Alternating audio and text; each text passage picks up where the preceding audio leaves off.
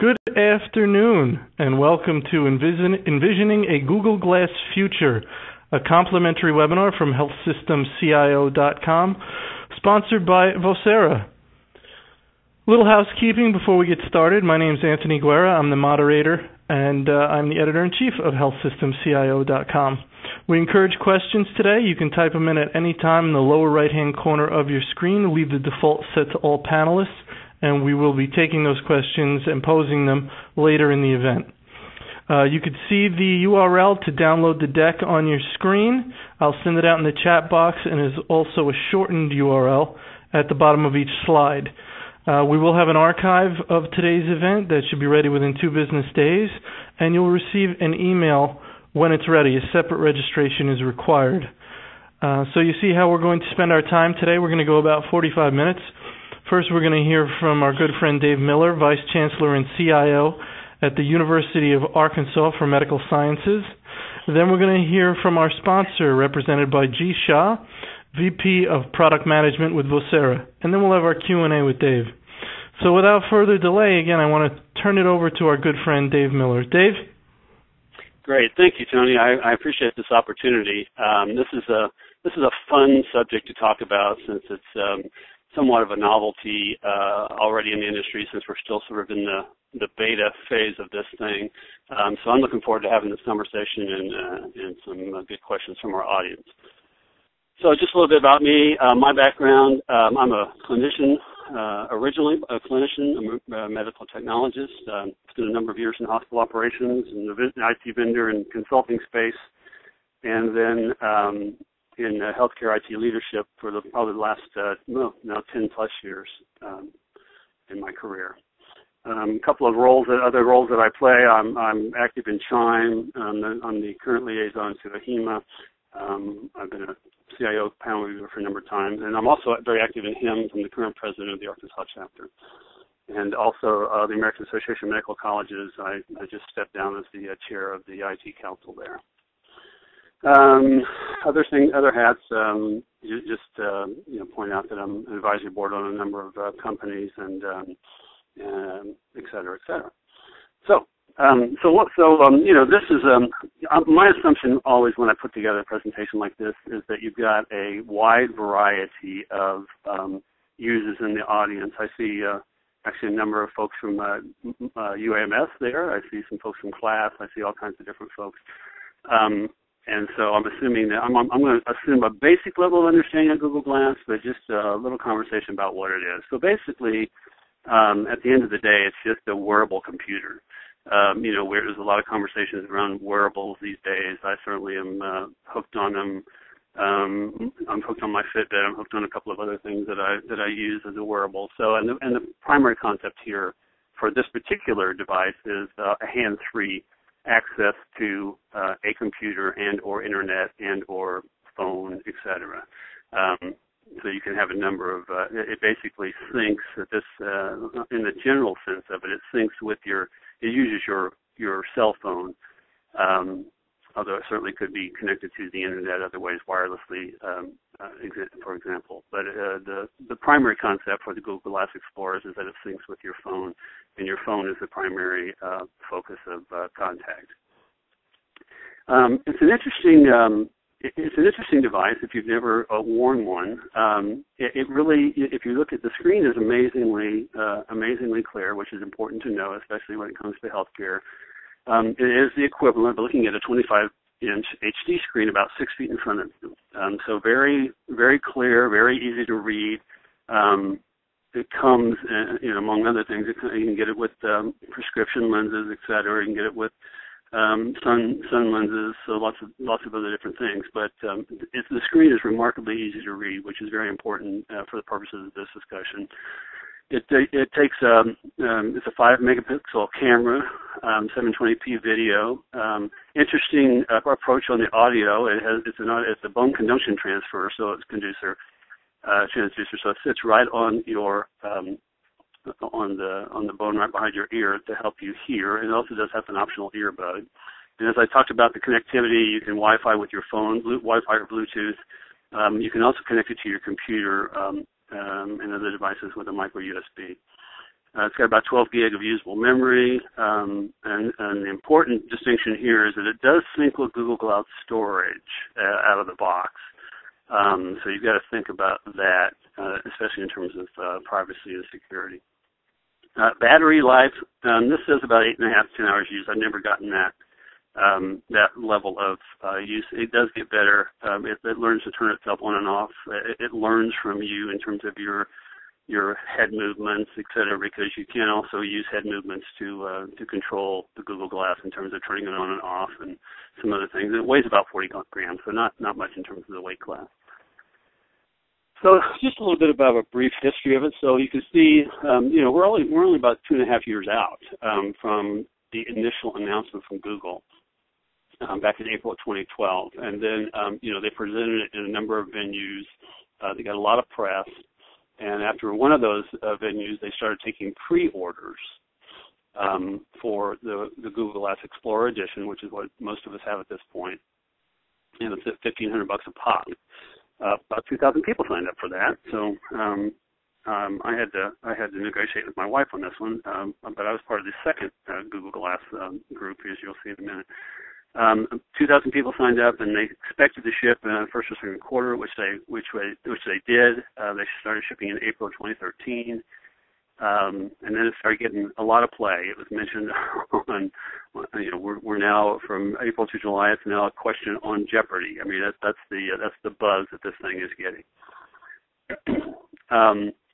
In October 2013, Northeastern University in Boston begins to offer a college course about Google Glass. And in December 2013, My Glass app for iOS is released, which is very important because that's a much better user interface for the device than was previously available. So now you've got it on your phone. You can also use it, obviously, with Android as well, which is the initial offering. But for a lot of us, we're iPhone users, so that My Glass for iOS was important to us. And then February 15, 2014, earlier this year, they published a do's and don'ts for etiquette tips, and that's where we got the very famous and hilarious title Glass Hole, which there are a lot of those out there, so pardon my French on that one. And then on February 26, 2014, I got my set of Google Glass. I was part of the second wave, and of course I had to immediately take my picture and post it online. And I Googled it. I put it on Google Plus. I put it on Twitter. I was very excited about it. And that's a picture of me just literally the day that I got them that I'm posting. So let's talk a little bit about what's going on in the provider space right now. So kind of one of the big users at this point in time has and it's gotten a lot of press is Beth Israel in New York. I think they're in New York, or maybe they're in Boston. And they worked in conjunction with a company to develop a QR code reader.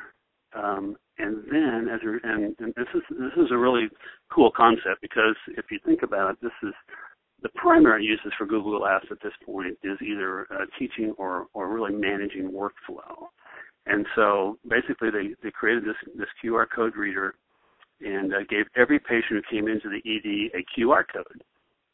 And so when the physician is walking around from room to room, and this would work in a clinic, this would work just about anywhere, the Google Glass can read that QR code and then immediately switch to that patient's record in the EMR and brings up that information. And you can obviously develop what information that you want the provider to see. It could be vitals, it could be meds, it could be all kinds of stuff.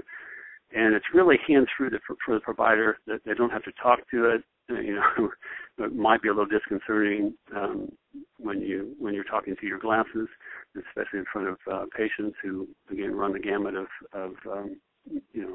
understanding of technology.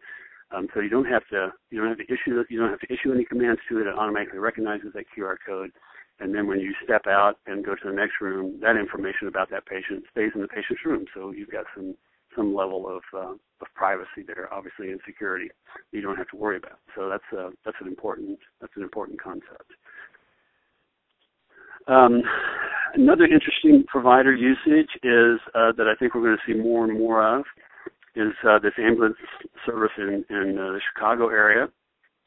And basically they are using it to provide live feeds from the ambulance to the patients that they're bringing into the ED. It's connected to the internet.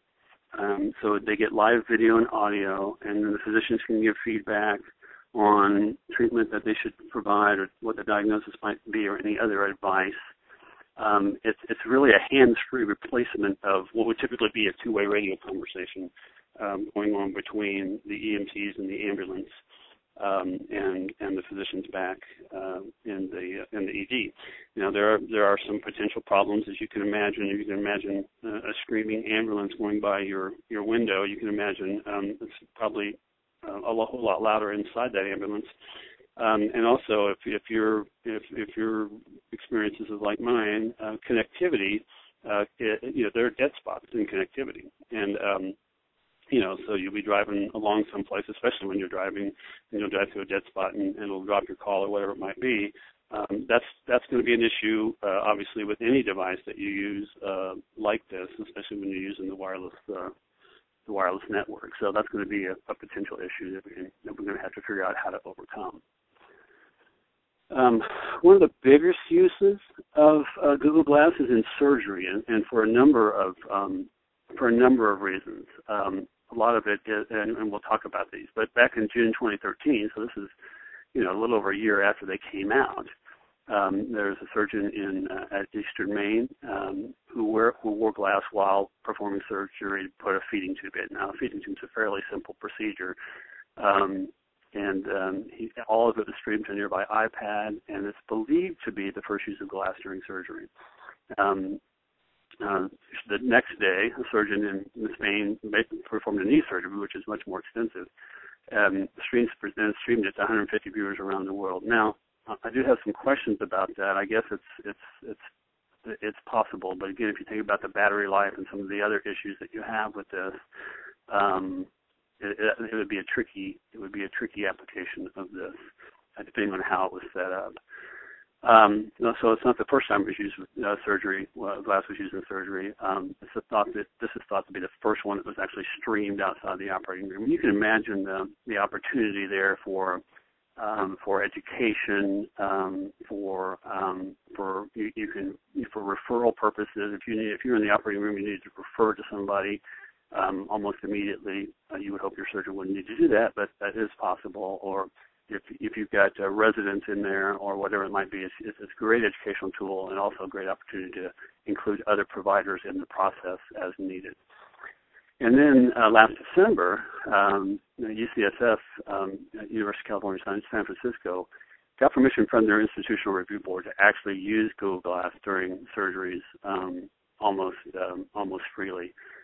Which is a huge step to get an IRB to agree to something like that. So they obviously did a very extensive study on how that might be used and how that might be done. Of course, this is what you don't want to hear. Okay, Glass, remind me where the appendix is again. It's you expect your surgeons to know what's going on in there, and there's, as you can imagine. I've probably got now about 36 Google Glass cartoons in my collection. They're just everywhere. So this is just one of many. So from an education perspective, which I think in my role, where education is a huge part of this, University of Washington did a big study in 2013, a presentation, and talked about some of the potential applications for healthcare education.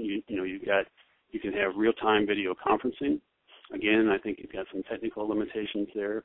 So you could have remote supervision. So again, as I was talking about, an instructor or a faculty member could be looking over your shoulder remotely while you're doing this. And remote assistance we talked about, intraoperative consultation we talked about.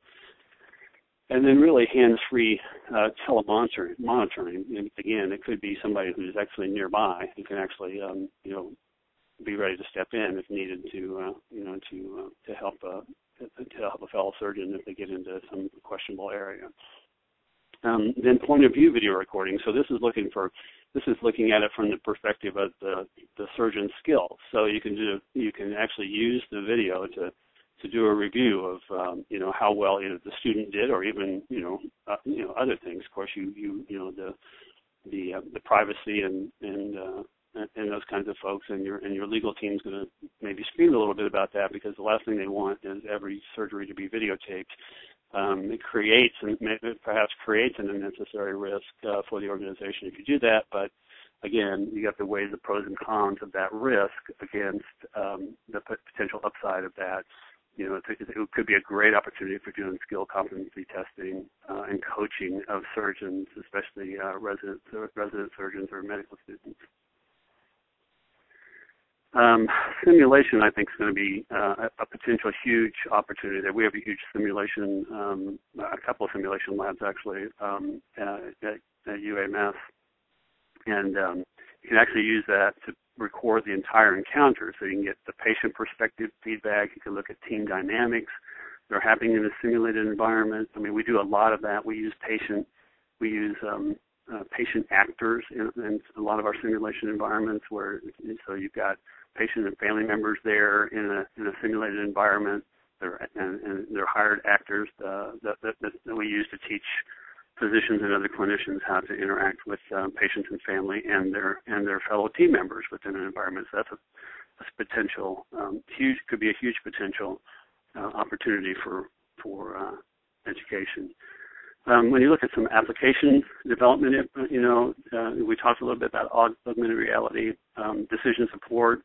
As you'll see in some of the subsequent slides, we've got a lot of folks who are looking at the potential for Google Glass to walk people through checklists. So if you're in the ED and you've got a stroke patient in there, what's the stroke checklist? You could pull that up on the screen. So using those for protocols, et cetera. You could probably, I haven't seen images on the device in terms of X-rays, et cetera, but that's certainly a possibility in terms of immediately pulling up something into that. And there are some companies who are looking at imaging on the device itself, so there's obviously some opportunity there. Workflow and audit trail, so you keep an audit of how things might work, and then video learning.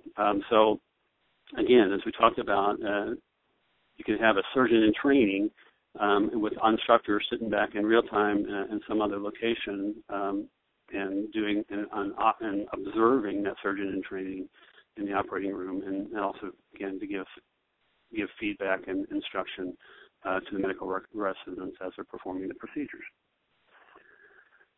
UC Irvine is the first medical school to integrate Google Glass into its curriculum, and they're going to use it in first and second year anatomy courses and clinical skills training, which will probably again be in, at least initially, in that simulation environment. They're going to use it for third and fourth year hospital rotations, and they're buying 30 to 40 pairs for student use. So that's a pretty significant investment that UC Irvine is putting into place. So as you can see, it's taking a hold very quickly.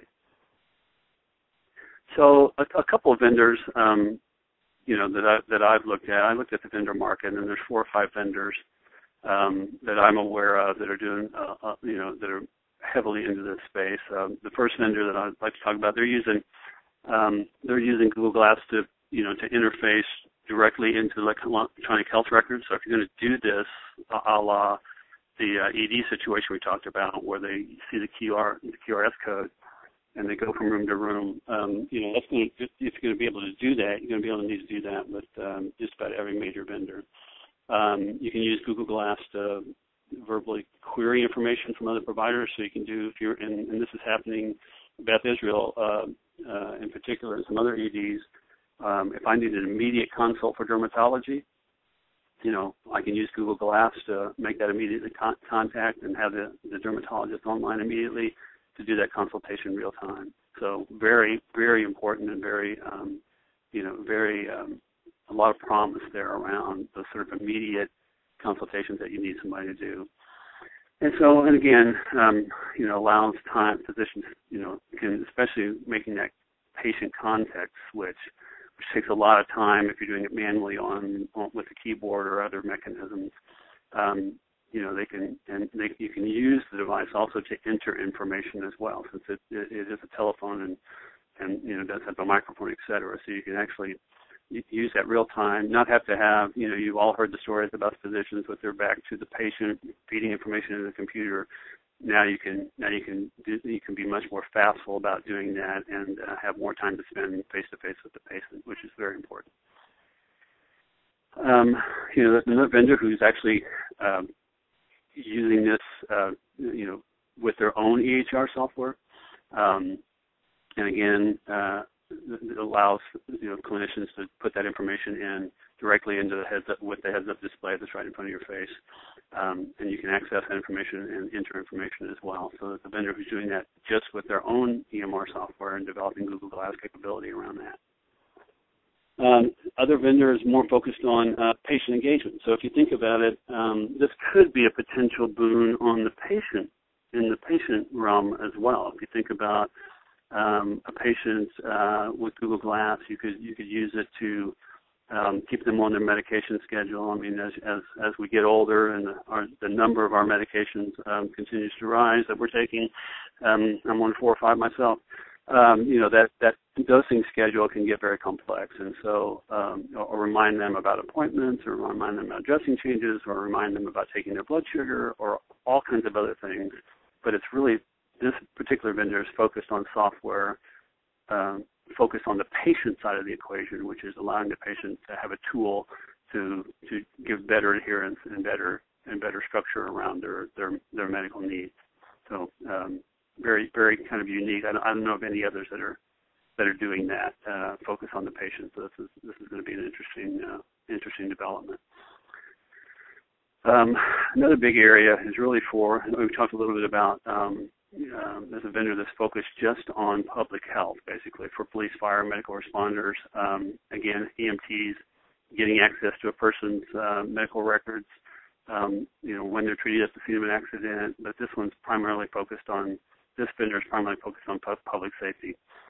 So a fireman could have a blueprint of a building they're about to enter on their Google Glass. Police could have access to security cameras as they enter a building, et cetera. Again, an opportunity for this device to be used to access other systems in a hands-free heads-up display to have immediate access to that. So you can see how that could possibly be very important. Then there's a vendor who's strictly focused on the radiology space, and so it's really focused on bringing up images, integrating with your PACS or other imaging areas. And you can exchange, you can see the images, you can see patient ADT information, you can see all kinds of different things. But this particular vendor is primarily, again, looking at the radiology space itself.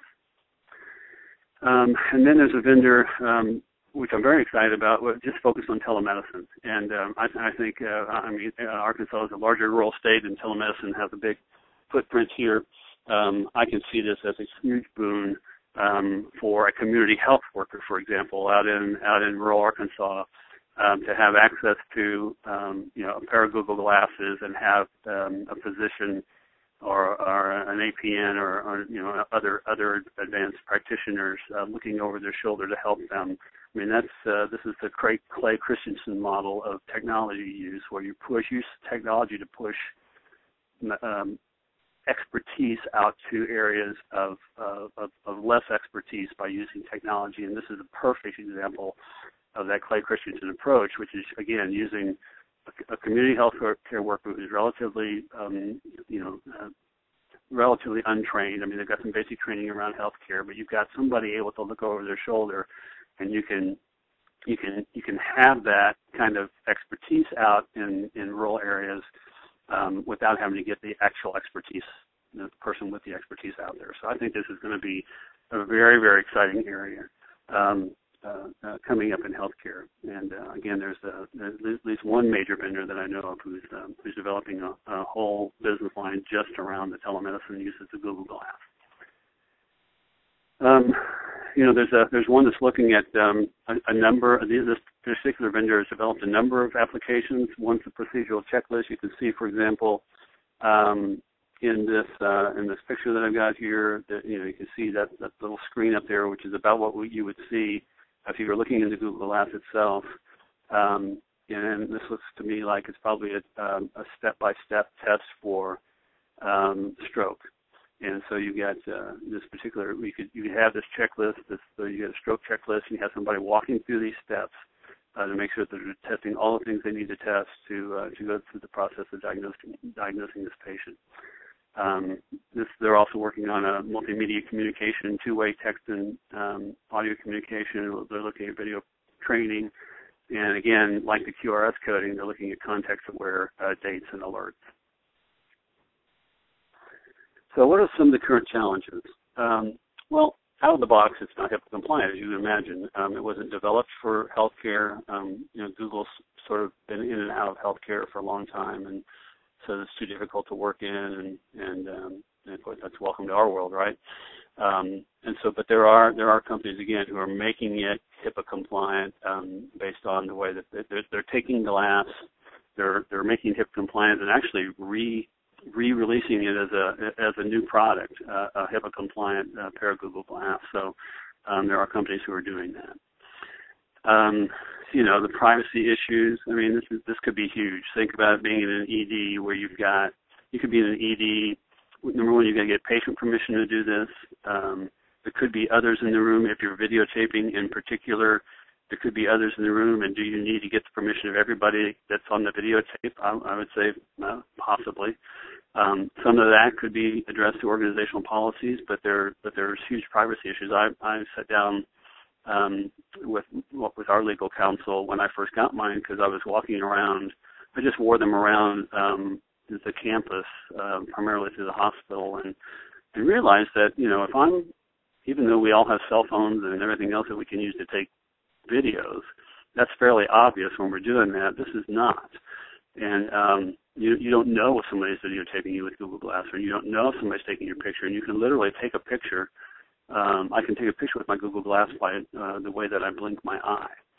And so it's literally that hands-free. So there could be some huge privacy issues. Now, he assured me that as long as I was in what they call common areas or public areas, that I was fine. But obviously, if you're in an exam room or an operating room or someplace else. The third item I think you're going to have to deal with are the distractions. Think about it. Do I really want my surgeon to have Google Glass on and be distracted by another screen and potentially lose awareness of the situation that he's in because he's focused on that screen? And I think we really got to think about the distraction piece of this, especially in surgical areas or the ED, and how that might affect the provider who's wearing these things. So it's something I think we're going to have to think through very, very seriously. Technical limitations we talked a good bit about. Battery life, white balance. It's a camera, but it's not a perfect camera.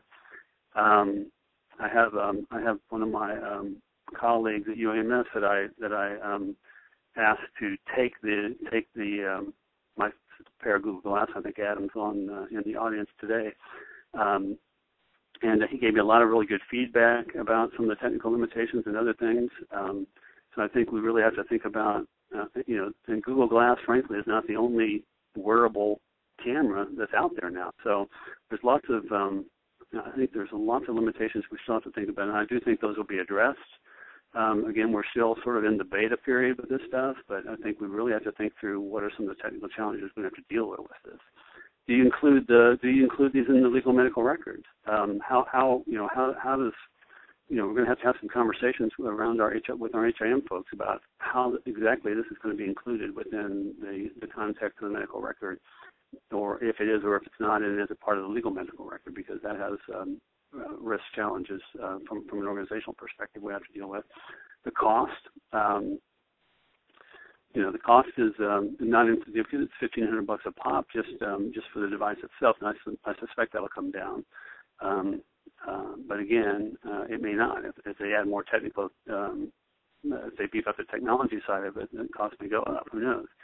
And then there's this whole concept of the dehumanization of medicine. I think that's when your doctor is so focused on the technology, it's the same issue we get, that I mentioned earlier with the doctor visits back to you while he's putting information into the computer. I think Google Glass could potentially add to that issue as well. This is one way to solve it. Not a good one. You can solve it by having everybody wear a black hood over their head, but that's obviously clearly not going to be helpful. Wearables in general, there's a zillion out there. Again, I talked about some of the stuff that I wear. I know lots of people who wear things that monitor their blood pressure constantly, and you've got all kinds of devices now, but it's here. It's going to be here. We're going to have to deal with it. They do have promise. There are certainly challenges. We've got to think about how this is going to impact patient care, safety, efficacy. Telemedicine, of course, I think is going to be a huge piece of this. I think the communications between EMS and trauma centers is a great idea. I think this control of automated processes for the use of checklists, et cetera, is going to be a great boon to the provider. There are some places that are looking at machine learning or interpretation of images and tests already. I think that could be very exciting. We've got a ton of stuff already in use, and I think we're moving now to even clothing with monitor capabilities in mind. And this is one of my favorite cartoons. Some guy got the great idea of taping his iPhone to his glasses. So, but anyway, again, there's a lot of great promise here, a lot of excitement around this, but I think there's still a lot of questions to be answered, but it is something that's here to stay. So with that, I'm going to turn it back over to Tony, and there we go. Well, thank you very much for that excellent presentation, Dave. I'm looking forward to the Q&A. And now we are going to turn it over to G. Shah, VP of Product Management with Vecera. G, thanks for joining us and thanks for supporting the event. Thanks, Anthony, and thanks, Dave. And just for the record, that's usually how I walk around the office all day, and I don't think anyone's given me a funny look yet. So hopefully the Google Glass future has arrived upon us. And thank you for the opportunity to sponsor this very relevant webinar. I just wanted to share real quick a few things about Vecera and how Vecera helps advance the idea of smart glasses and Google Glasses and the other innovative forms of communication in healthcare. So Vecera by itself, our vision is to empower people through integrated intelligent communications. And what that really means is we want to be and we are the provider of critical communication tools that help across the continuum of care. Everyone that's involved achieving the outcomes that we want to achieve for patients and their families can get connected together through the use of Vecera technologies. We do that by providing a suite of solutions that creates that web of communications around the patient. Our innovative collaboration suite places all of our communication capabilities, communication and collaboration capabilities onto a handset. So not only can you talk to everybody on the care team, you can communicate with them in the way that they want to be communicated to, whether that's by voice, by text, or by chat, as well as look at relevant information about that communication to make that communication more effective. We allow you to do that on your device of choice, whether that be an Android device, an iPhone device, our own wearable badge, or even Google Glass, which we've very successfully trialed internally with our collaboration suite. Now, I'll say that again. People do look at you funny when you're walking around with Google Glass and you're saying, okay, Glass, call somebody, but it's a very, very, very cool way of communicating. In addition, we have our Care Experience product, which allows you to integrate the patient's experience directly into this communication web. So whether you're, again, talking on your badge, using your phone, or using your glass, you can get the patient's context and things about the patient available to you there. And then finally, we have a group of very, very robust both consulting and implementation services, which allows you to make the best use not only of the Vecera product, but optimize how you do workflow and how you use these innovative communication tools in your healthcare environment. Before I continue, I would be remiss if I didn't point out that communication is nothing without the data and the context that makes it very, very, very valuable. And so the Vecera solution also includes a number of very, very deep integrations into communication systems like nurse call systems, as well as to EHRs and alarm systems through our clinical and alarm workflow engine. All of that put together gives you this web of communication that gets the right information to the right person at the right time on their device of choice, all centered around the singular aim of driving better patient experiences and better patient outcomes. Anthony, back to you. Very good, G. Well, thank you so much for the presentation and for supporting us. So now we have time for our Q&A. So I know we have had some questions come in, and I want to encourage everyone to send in your questions, and we'll take a look at them and pose them to Dave. Dave, let me start off by asking you, one of the things I was thinking when we created this event was that we wanted to give CIOs and other IT professionals the information that they needed to speak intelligently when they're asked about Google Glass, because I could picture that happening a lot. CEOs and the rest of the C-suite and board members, getting hold of the CIO and saying, hey, what's going on with this? What's the real impact in healthcare? So I think you've done a great job in articulating that. Any other advice on how a CIO or IT executive can manage that communication flow between curious and influential folks in their organization and these types of things that come up and you're expected to know about? Yeah, I think that just like any new technology that comes down the pike, I think it's the responsibility of the CIO to be ahead of the curve in terms of understanding some of the things that I presented, the pros and the cons. These days, new technology in particular faces a lot more scrutiny than perhaps in the past, since we've had much more, there's much more focus on cost. So I think we're going to be, in this particular case, it's going to be somewhat like the robots that came out for robotic surgery. There's some good studies out there that show better outcomes, lower infection rates, etc.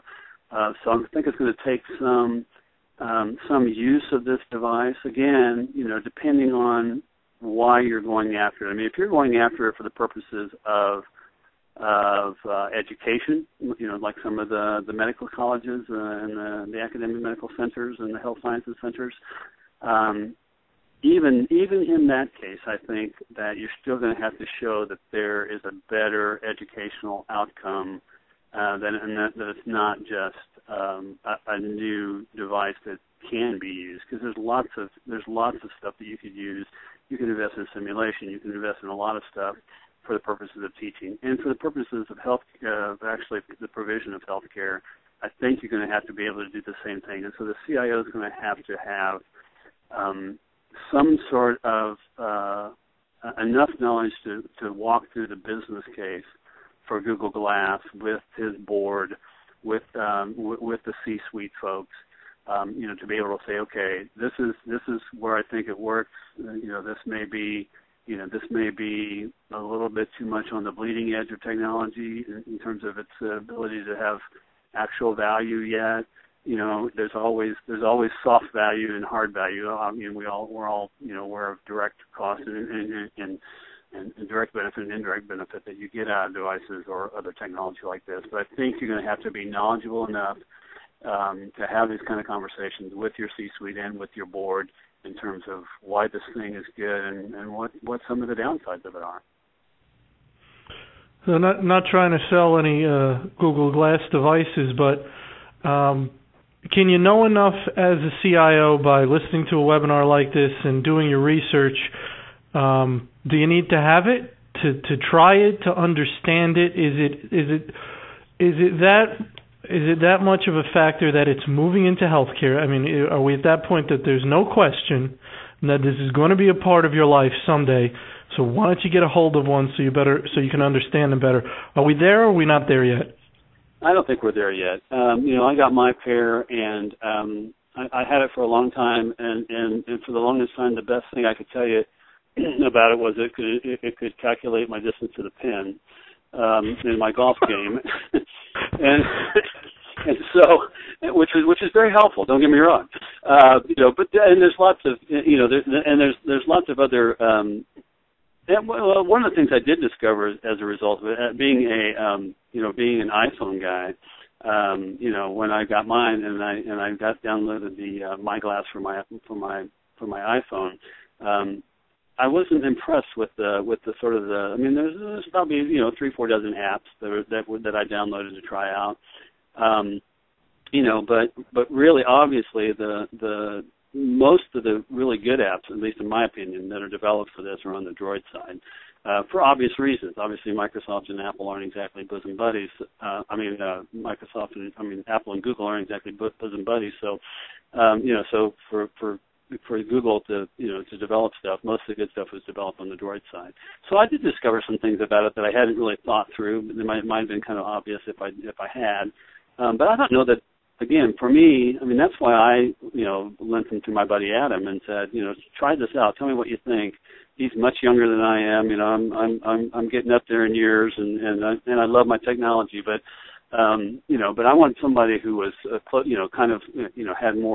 sort of a little more possible imagination around this, et cetera. And a lot of the ways it's being used in healthcare, I wouldn't use that way anyway. That having a pair on my head would really help me all that much to talk about the use in healthcare. I think the research that I did for this particular webinar and some other stuff, I learned more about what was going on and what the potential was and what the potential upside and downsides were than I ever would have having owned a pair.